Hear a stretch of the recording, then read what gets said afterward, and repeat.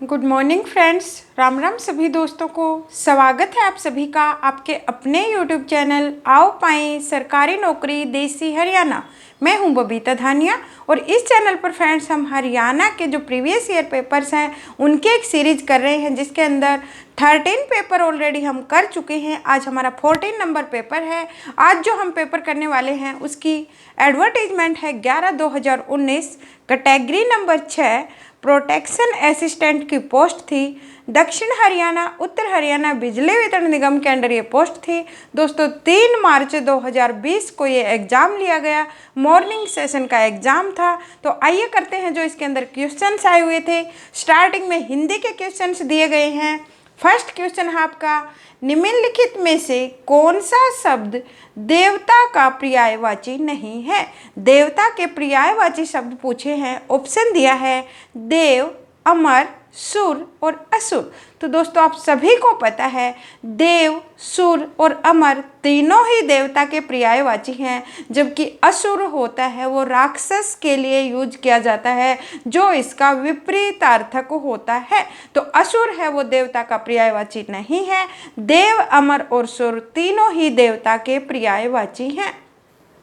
Next question है आपका, श्राप शब्द का सही विलोम चुनिए। श्राप देना, आपने रामायण महाभारत या पुराने कुछ सीरियल्स देखे हों जिसके अंदर ऋषि मुनि होते थे, वो हाथ उठाकर ऐसे कहते थे मैं तुझे श्राप देता हूँ, वही वाला श्राप है। ऑप्शन ए निंदा, प्रेम, वरदान या फिर क्षमा। तो दोस्तों श्राप ये क्या होता है कि वो उसको कुछ ना कुछ मतलब कुछ उल्टा होने के लिए वो कह रहा है। और इसके अंदर जो ऑप्शन है 3, निंदा, प्रेम, क्षमा, ये सारे के सारे उसके अपोजिट हैं। वरदान जो होता है निंदा के ये श्राप के ही है, निंदा करना, क्षमा करना, प्रेम का उससे कोई लिंक नहीं है। और वरदान देना जो होता है वो श्राप देने का बिल्कुल अपोजिट होता है। और यही होगा इसका राइट आंसर। श्राप का सही विलोम होगा ऑप्शन सी, वरदान। क्वेश्चन नंबर 3 है, दिए गए मुहावरे का सही अर्थ बताइए। गोबर गणेश बहुत बार कॉमन वर्ड के अंदर यूज होता है। कोई मतलब कुछ ऊट पटांग काम कर रहा हो, मूर्खता भरा काम कर रहा हो, तो आप यही कहते हो कि तो बिल्कुल गोबर गणेश है। ऑप्शन देखिए, बहुत होशियार, पक्का मूर्ख, भगवान या फिर निरक्षर। निरक्षर के लिए तो गोबर गणेश का, अनपढ़ आदमी के लिए तो आप गोबर गणेश का यूज नहीं कर सकते। हो सकता है कोई पढ़ा लिखा भी मूर्खता भरा काम करता हो। तो गोबर गणेश का जो राइट आंसर होगा वो होगा ऑप्शन बी, पक्का मूर्ख। नेक्स्ट क्वेश्चन आपका है, निम्न में से महिला वर्ग शब्द का सही एक वचन चुनिए। महिला वर्ग दिया है, जो बहुवचन है उसका एक वचन पूछा है। महिला, महिलाएं, महिलाएं या फिर महिलाओं। तो एक वचन क्या होगा दोस्तों? ऑप्शन ए, महिला। नेक्स्ट है आपका, वाक्य का सही बहुवचन चुनना है। हिरण घास चर रहा था, ये एक वचन है, उसका हमें बहुवचन बनाना है। ऑप्शन ए, हिरने घास चर रहा था। ऑप्शन बी, हिरणों घास चर रहे थे। ऑप्शन सी, हिरण घास चर रहे थे। और ऑप्शन डी, हिरणे घास चर रहे थे। तो बिल्कुल आसान है, ऑप्शन सी होगा इसका राइट आंसर, हिरण घास चर रहे थे। नेक्स्ट आपको इंग्लिश के कुछ क्वेश्चन दिए, हिंदी के 5 क्वेश्चन थे। 6 नंबर जो क्वेश्चन है, select the सिनोनियम of the following word. सिनोनियम पूछा है और वर्ड हमें दिया है प्रोस्पेक्ट। प्रोस्पेक्ट बहुत ही कॉमन वर्ड है फ्रेंड्स। जैसे आप कॉलेज गए हो, यूनिवर्सिटी गए हो कहीं एडमिशन लेने के लिए, तो आपको एक प्रोस्पेक्ट दिया जाता है। और उस प्रोस्पेक्ट के अंदर क्या होता है, आप जिस भी कॉलेज यूनिवर्सिटी के लिए जा रहे हो उसकी कंप्लीट डिटेल होती है। वहाँ कौन कौन से कोर्सेज अवेलेबल हैं, आप कौन से अडॉप्ट कर सकते हो, कौन कौन से आपके टीचर्स होंगे, क्या आपका सब्जेक्ट कम्बिनेशन होगा, क्या आपकी फीस होगी, कंप्लीट डिटेल होती है। अर्थात प्रोस्पेक्ट होता है आपकी फ्यूचर की जो डिटेल होती है, अर्थात कुछ पूर्वानुमान उसको बोल सकते हो, का आइडिया होता है कि आने वाले टाइम में हम इसके लिए क्या करने वाले हैं। तो प्रोस्पेक्ट का जो हिंदी मीनिंग होगा वो क्या होगा, एक आशा, संभावना या फिर जिसको आप पूर्वानुमान बोल सकते हो। ऑप्शन देखिए, ऑप्शन ए पर ही आपको दिया है फोरकास्ट। फोरकास्ट भी क्या होता है फ्रेंड्स, पूर्वानुमान करना। फोरकास्ट होता है पूर्वानुमान करना। ऑप्शन बी, रिस्क होता है खतरा। ऑप्शन सी, होपलेस अर्थात उम्मीद ना होना। और लायबिलिटी होती है जिम्मेदारी। सारे के सारे मीनिंग आपको क्लियर होने चाहिए। प्रोस्पेक्ट जो पूर्वानुमान होता है उसका राइट आंसर होगा ऑप्शन ऑप्शन ए फोरकास्ट, जो भी पूर्वानुमान ही होता है, किसी चीज़ का पहले से अंदाज़ा लगाना वही होता है फोरकास्ट, और प्रोस्पेक्ट भी सेम होता है। और ऑप्शन सी बी है रिस्क, जो बिल्कुल सही नहीं होगा। रिस्क होता है खतरा, होपलेस होता है उम्मीद ना होना, और लायबिलिटी होता है किसी चीज़ की जिम्मेदारी। नेक्स्ट है आपका select the antonym of the following word, और वर्ड आपको दिया है फ्लैम्बोयेंट। फ्लैम्बोयेंट होता है दोस्तों, एंटोनियम पूछा है हमसे। पहले आपको फ्लैम्बोयेंट का मीनिंग पता होना चाहिए, जिसका मीनिंग होता है चमकीला या फिर चमकदार। फ्लैम्बोयेंट, चमकीला या फिर चमकदार।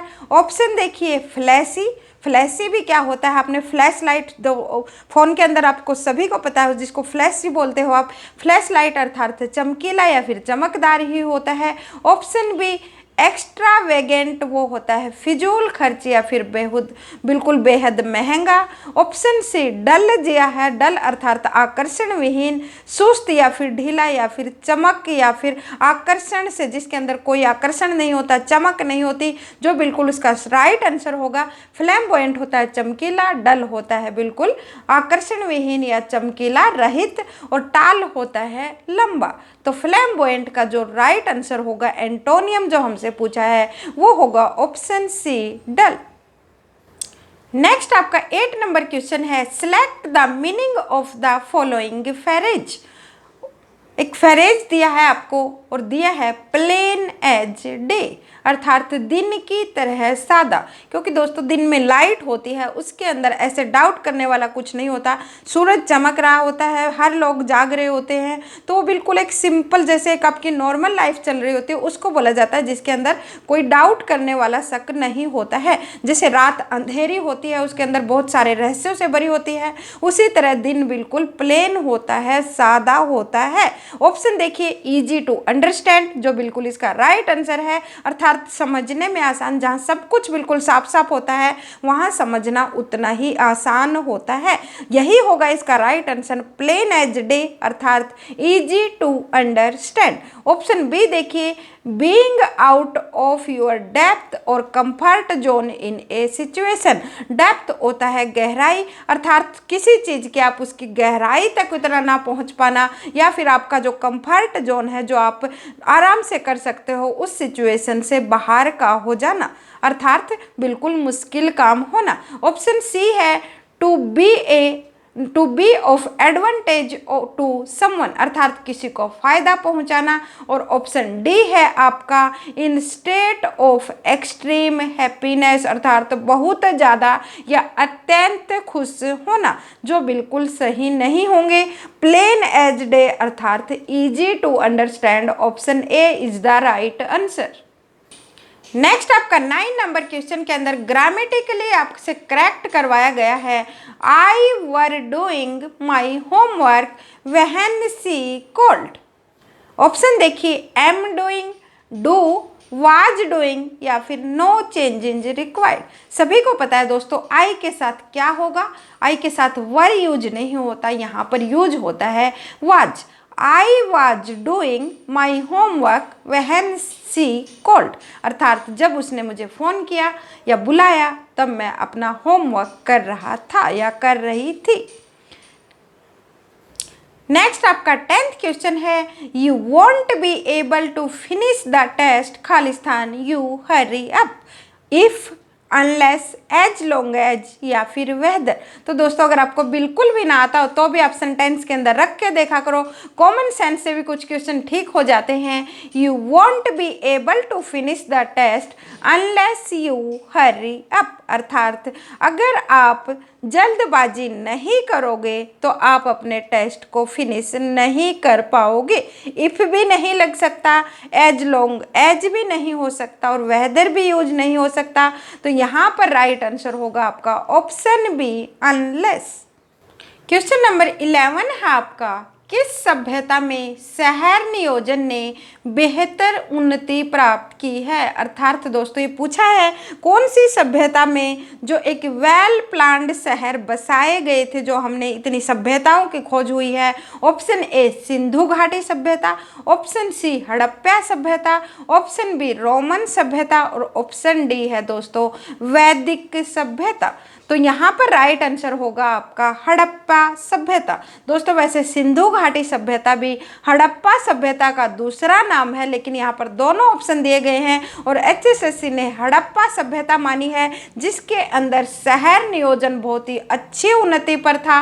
तो हड़प्पा सभ्यता का जो सबसे बड़ा स्थल पूछा जाए वो होगा मोहनजोदड़ो पाकिस्तान में, क्योंकि हड़प्पा जो शहर है वो पाकिस्तान में ही रावी नदी के किनारे है। और हरियाणा में जो इसका सबसे बड़ा स्थल पूछा जाए हड़प्पा सभ्यता का वो भिड़ाना होगा। हड़प्पा सभ्यता की खोज 1921 में दयाराम साहनी ने की थी। सिंधु घाटी सभ्यता हड़प्पा सभ्यता का ही दूसरा नाम है, क्योंकि रावी नदी को ही दूसरा नाम सिंधु नदी भी बोला जाता है। और हड़प्पा सभ्यता का दूसरा बड़ा स्थल जो हरियाणा के हिसार जिले का राखीगढ़ी गांव है वो कहा जाता है। सबसे बड़ा स्थल विश्व के लेवल पर पूछा जाए तो पाकिस्तान का मोहनजोदड़ो, दूसरे नंबर पर हड़प्पा सभ्यता का जो सबसे बड़ा स्थल है वो हरियाणा के हिसार का राखीगढ़ी गांव है। और हड़प्पा जो है पाकिस्तान में रावी नदी के किनारे खोजी गई थी। और दूसरा हड़प्पा सभ्यता से जो बार बार क्वेश्चन आता है वो है हड़प्पा सभ्यता के अंदर कौन से जो है धातु का प्रयोग किया जाता था। तो दोस्तों उसके अंदर तांबे और कांस्य का जो मिक्सअप है उसका प्रयोग किया जाता था। नेक्स्ट क्वेश्चन देखना आपका, नोबेल पुरस्कार 2019 की घोषणा कितने क्षेत्रों में की गई थी? देखिए दोस्तों क्वेश्चंस को ऐसे घुमाया जाता है, आप सभी को पता है नोबेल पुरस्कार कितने क्षेत्र में दिया जाता है, उतने ही क्षेत्र के अंदर 2019 के अंदर घोषणा हुई थी। 4, 5, 6 या फिर 1। तो नोबेल पुरस्कार 6 क्षेत्र के अंदर दिया जाता है और इसका राइट आंसर है ऑप्शन सी 6। और वो 6 क्षेत्र भी आपको पता होने चाहिए। वो दिया जाता है शांति के क्षेत्र में अर्थात पीस, साहित्य या फिर लिटरेचर आपको बोलिए, चिकित्सा या फिर मेडिसिन के क्षेत्र में, भौतिकी, रसायन और अर्थशास्त्र के क्षेत्र में। ये 6 ऐसे क्षेत्र हैं जिसके अंदर नोबेल पुरस्कार प्रदान किया जाता है। और इंडिया का सबसे बहुत बार क्वेश्चन आता है सबसे पहले नोबेल पुरस्कार किसको मिला था? तो दोस्तों इंडिया का ही नहीं एशिया लेवल पर 1913 के अंदर साहित्य में नोबेल पुरस्कार जो दिया गया था वो दिया गया था रविंद्रनाथ टैगोर को। और उनकी बुक पूछी जाए तो गीतांजलि के लिए दिया गया था, 1913 में दिया गया। और जो नोबेल पुरस्कार की शुरुआत है दोस्तों वो स्वीडन के एक केमिस्ट होते थे, बहुत बड़े साइंटिस्ट होते थे, एल्फ्रेड नोबेल, उनकी याद में दिया जाता है, क्योंकि उन्होंने मरते वक्त अपनी जो एक वसीयतनामा होता है उसके अंदर से अलग एक अमाउंट निकाली थी कि हर साल इन 6 सेक्टर्स के अंदर काम करने वाले जो अच्छे मतलब जो बहुत अच्छे होंगे, सबसे बेहतर जो काम करने वाले होंगे इन 6 क्षेत्र में, उनको ये नोबेल पुरस्कार दिया जाएगा। नेक्स्ट क्वेश्चन आपका, भारत में वन आवरण का सबसे बड़ा क्षेत्र किस राज्य में है? ऑप्शन देखिए, असम, उत्तर प्रदेश, हरियाणा या फिर मध्य प्रदेश। वन आवरण का सबसे बड़ा क्षेत्र पूछा है, अर्थात कौन सी स्टेट में सबसे ज़्यादा वन है, अर्थात उसके जो क्षेत्रफल है उसका सबसे ज़्यादा आवरण घेरे हुए हैं। तो सबसे ज़्यादा वन है भारत के मध्य प्रदेश में। दूसरे नंबर पूछा जाए अरुणाचल प्रदेश होगा, तीसरे नंबर पर छत्तीसगढ़, चौथे नंबर पर उड़ीसा और 5वें नंबर पर महाराष्ट्र। उससे ज़्यादा तो पूछा भी नहीं जाता है, आपको 5 जरूर पता होने चाहिए। पहले नंबर पर सबसे ज़्यादा वन मध्य प्रदेश में है, अरुणाचल प्रदेश दूसरे नंबर पर, तीसरे नंबर पर छत्तीसगढ़, चौथे नंबर पर उड़ीसा या 5वें नंबर पर महाराष्ट्र। नेक्स्ट आपका 14 नंबर क्वेश्चन है, राज्य मानवाधिकार आयोग में खालिस्तान में गठित किया गया था 1997 में, 1995 में, 1994 में या फिर 1996 में। तो दोस्तों इस क्वेश्चन के अंदर थोड़ा डाउट है क्योंकि यहाँ पर ऑप्शन ही गलत दिए गए थे। जो HSSC ने राइट आंसर माना है वो 1997 माना है, जबकि अगर आप नेट पे या कहीं और चेक करोगे राज्य मानवाधिकार को तो वो स्थापित किया गया था 12 अक्टूबर 1993 को। लेकिन हमें तो HSSC के साथ जाना है, तो यहाँ पर जो राइट आंसर है दोस्तों वो है ऑप्शन ए 1997। नेक्स्ट आपका क्वेश्चन है 1997 में ईव टीजिंग कानून आया था एक, वो किसके लिए था? देखो कितने पुराने क्वेश्चन पूछे जा रहे हैं दोस्तों। ऑप्शन ए पुरुषों के लिए, बुजुर्गों के लिए, बच्चों के लिए या फिर महिलाओं के लिए। तो दोस्तों 1997 का ईव टीजिंग कानून जो है वो महिलाओं के सुरक्षा के लिए था। 1997 का ईव टीजिंग कानून किसके लिए था? महिलाओं के लिए था। नेक्स्ट क्वेश्चन देखिए, आपसे कितना आसान क्वेश्चन पूछा है। हरियाणा की राजधानी क्या है? सिरसा, चंडीगढ़, भिवानी या फिर हिसार? तो आप सभी को पता है हरियाणा की राजधानी चंडीगढ़ है। 1952 में पंडित जवाहरलाल नेहरू ने इसकी नींव रखी थी। चंडीगढ़ को पंडित जवाहरलाल नेहरू जो भारत के पहले प्रधानमंत्री थे उनके सपनों का शहर भी कहा जाता है। और दूसरा सपनों का शहर हरियाणा के अंदर एक और भी है, वो था डॉक्टर राजेंद्र प्रसाद जो भारत के राष्ट्रपति थे पहले, उनके सपनों का शहर था फरीदाबाद शहर। चंडीगढ़ पंडित जवाहरलाल नेहरू के सपनों का शहर कहा जाता है। और चंडीगढ़ को 1 नवंबर 1966 को केंद्र शासित प्रदेश बनाया गया था। नेक्स्ट क्वेश्चन देखना आपका, कौशल्या बांध किस नदी पर है? ऑप्शन देखिए, घग्गर नदी, हकरा नदी, यमुना नदी या फिर साहिबी नदी। तो दोस्तों घग्गर नदी पर कौशल्या बांध पंचकूला में बनाया गया है। और झालरा व कौशल्या उसी छोटे नदियां हैं यहाँ पर, उसी कौशल्या नदी के नाम पर इसका नाम कौशल्या बांध रखा है जो इसकी सहायक नदियां हैं।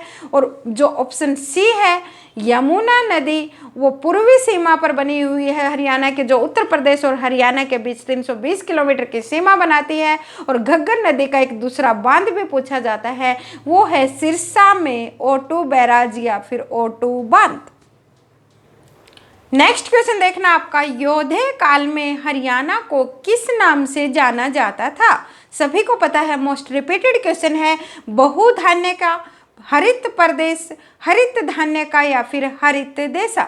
तो दोस्तों योधे काल में हरियाणा को ऑप्शन ए बहुधान्य के नाम से जाना जाता था।